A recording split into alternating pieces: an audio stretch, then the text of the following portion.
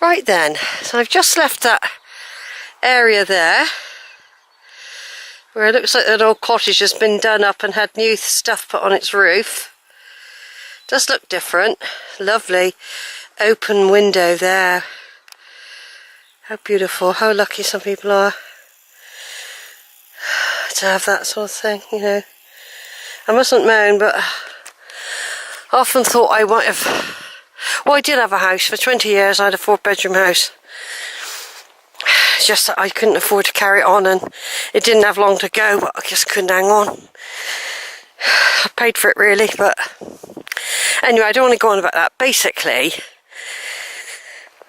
you've got to be happy for what you've got, because people with money die from cancer and stuff. Can't get out and do these beautiful walks. And I've got to remember that.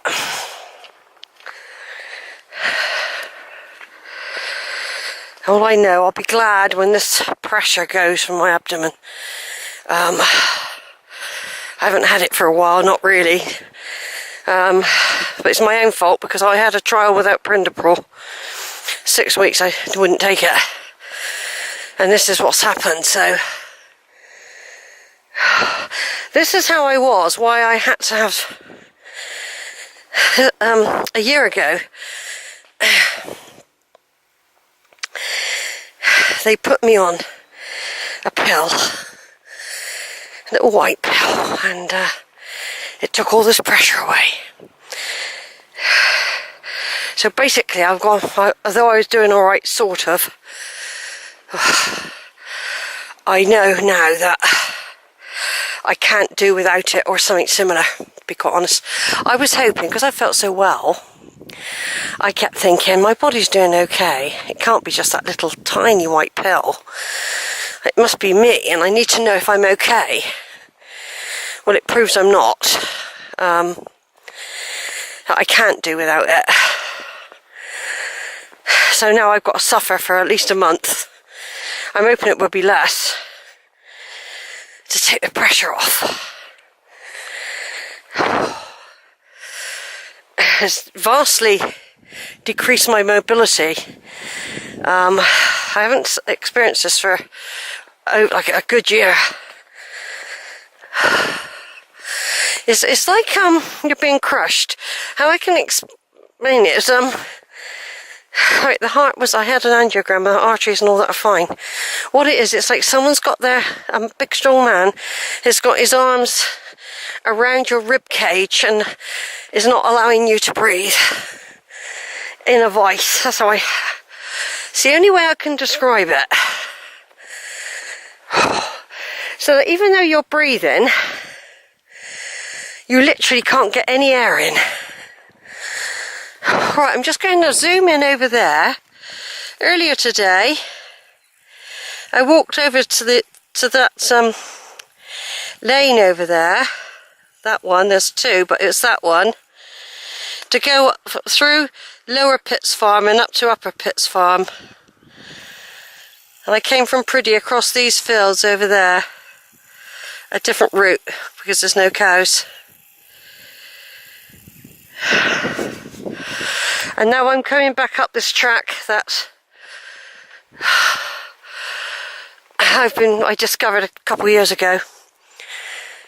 It's another sort of drove really, and basically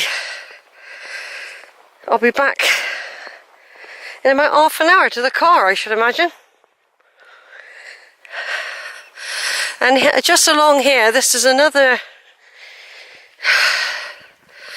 this is a sort of area where there's a caving system underneath, where it's dipped. There's actually an entrance where there's a frame there. If you see that frame, that's an entrance to a cave or to a pothole. It's there to remind I think it's locked. I have done this before in other videos.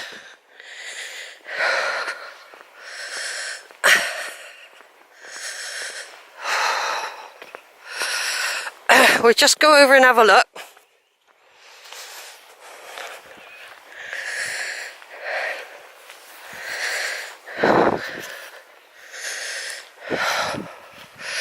Yeah, there we go, look. That's an entrance to a pothole, to a caving system. This is the sort of place the potholers come, and they unlock that. Then they have to go down a long way down that ladder. And there's this here is for air, to allow air to go down inside the cave. They are brave, because although I do some certain things, I couldn't do that. Only if there was some murderer after me would I escape and hide in a place like that and stay there. Well, you know, do you know what I mean? There would have to be extreme reasons why I would go down there to hide from the enemy or something like that. Yeah. It's that way you die, don't you? You could die going down there, so I wouldn't go too far down it. But they are brave, and I'm not being rude, but I seen this very, very large girl today with some other cavers. She had all the gear on, but she was quite a big girl, and I thought, God, how do you get down those potholes?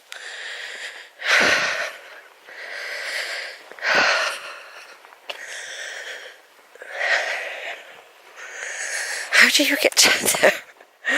Oh, no, I just wondered. I thought it was great. I did think it was great, but I thought I wasn't expecting someone quite so wide-hipped. They must be going down a big system. Sheila, stop it. Oh, I'm just going to sit here for a minute. Oh, I've got to go down. See, there's a copse there. I'm going to go in at the foot of that in a minute. Over towards the school over there, where all birches parked. Pretty all down through there. So basically,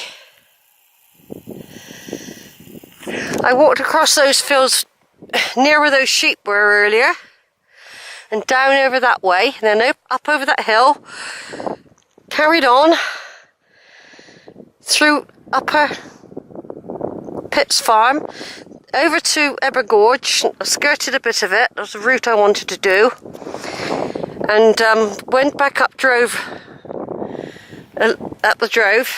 Durston Drove, and what did I do after that? Right, now here's one way in.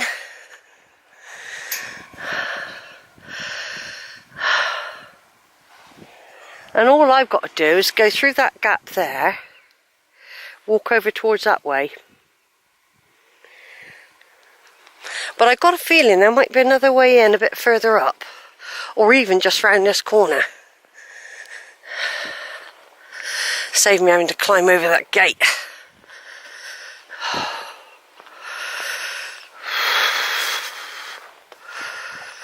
It could be here. Is this it? Is this the... Yeah, here's the stile. There we go. Now, if I carried on down there, which I can do, you carry on down there and then you walk back through Priddy across some little country lanes that go down in that valley there. That's what I do when it's cow time. I go round the longer way, which would bring me... I don't have to be near a cow then. But when there's no cow, this is the way. Or if the cows are being milked sometimes, because they all go that way, you can nip across. Now, I only found this... I don't think it's a designated pathway, but I only found it by chance, because I decided the cows had gone. It was, I can't remember how long ago it was, but I decided to see if I could get across near the wood. I've just got to try and remember where I did that. So this is Sheila. It's the 10th of March day 2 of my Priddy and Ebbor Gorge walk. So day 2 has got nearly probably as many videos in it as day 1, and day 1 had at least 14 or 15. There's some I won't. Well, the last one, I think it was 15, was very bumpy, jumpy. I had it on Zoom and I was moaning a lot. I will keep it for myself, but I probably won't bother putting that one on. And there'll be some others where I'm talking about me breathing and all that. I'll probably keep it because it's a visual diary. But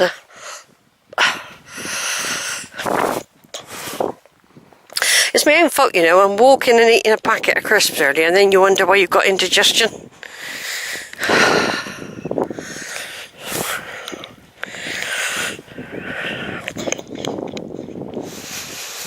Yeah, so there's that copse there.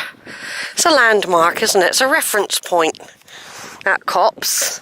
Like certain houses stick out as well in sheds. So I'm glad I've done this. I feel complete knowing I've done it like this. So I went up across there, went over, went round, done a little circle round, came back round, swooped. I've done that. I'm very pleased with what I've done today. I mean, there's still plenty of exploring to do in Ebbor Gorge, just Ebbor Gorge alone. And I could drive, you can park in Ebbor Gorge, you know. You could just park and just walk around the gorge and explore all the areas. But the trouble is with it, it's a lot of up and down. And I'm not just talking about a little bit up and a little bit down. It takes you a while. But in order to explore it all, you have to go up and down. But of course, now I've known certain areas, I think, well, I don't need to do that one today. But there are some other places I haven't explored yet. So I can just say, well, I can drive there, you see. Park up and drive, and even go back to the van and have a little break, you know. This is the good thing about having a vehicle, isn't it? But she ain't going to last much. Well, she is doing well, but she does need stuff doing. And I haven't really got the money to. I mean, I'll get another tyre. That is on one of my priority lists, actually, a tyre.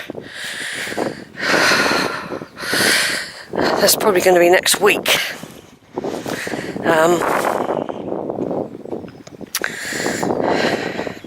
But it won't be till I get my money.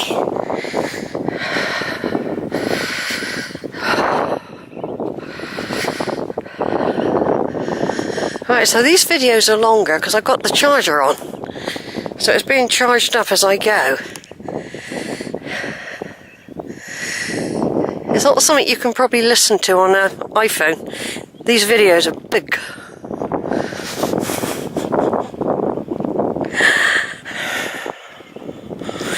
Right, now going to go through a sludgy gating area. It's always sludgy around here, by the way. I mean, this is not too bad really for the winter.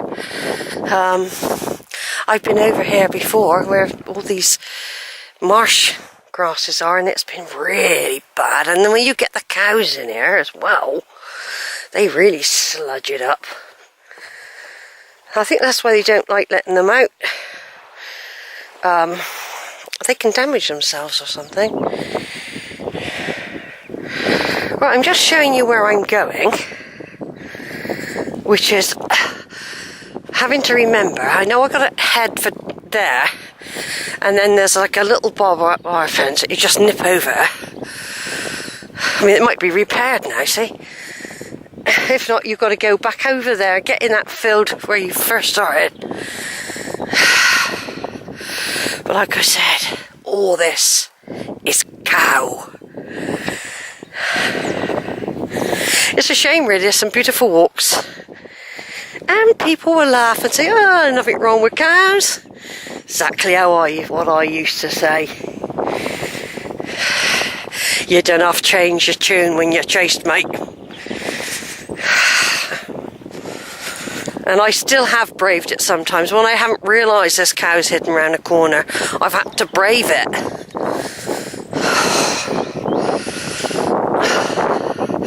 See where we're heading now, marsh grass, that's a sign of bog, you see. And of course under here, this is the cave-in system right under where I'm walking. Right? I mean, you think you could be swallowed up at any minute here. Because Swildon's Swallow is up here. There's an entrance to a big cave-in system. Where the boy died, Mark Jones, in 2003.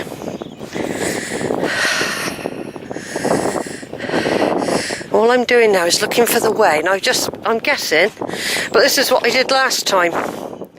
I just came along here and guessed.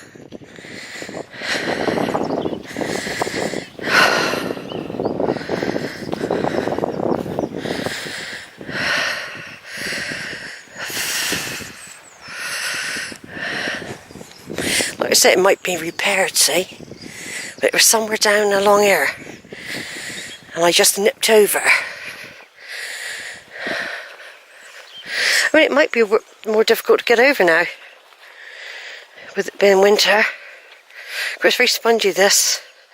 I've seen the odd tick as well. They will start to come out. Another good reason for wearing boots, really. Right, it's somewhere here you have to get over. Now, I don't think I'll try that. I think that's what people are doing. Someone's tried to stop you coming over this bit, look. By putting that there. So what you have to do is find another way. I will get over. I'm just looking for the easiest route, really, at the moment. And I think I've found it here.